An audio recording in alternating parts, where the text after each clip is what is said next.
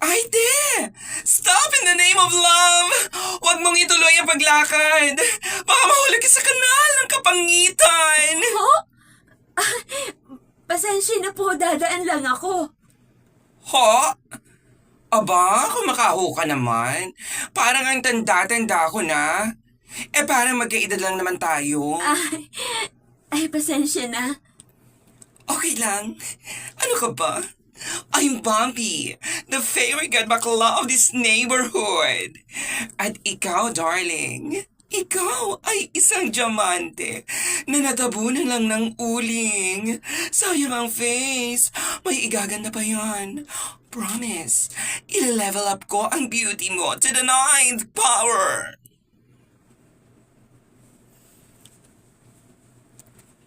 Gora na tayo, sis! 50% discount dahil ikaw ang first charity case. Ay, joke! First VIP client ko today.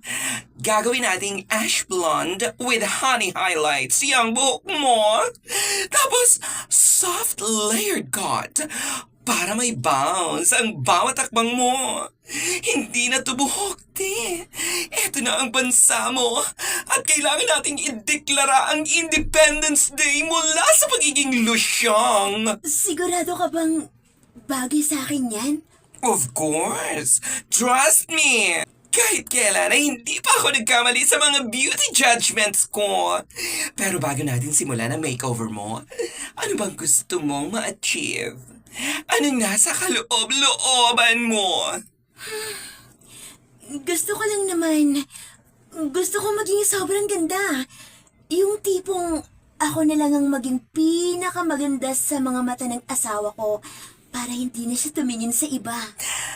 Listen to me, Mother Earth. Gawin mo to para sa sarili mo.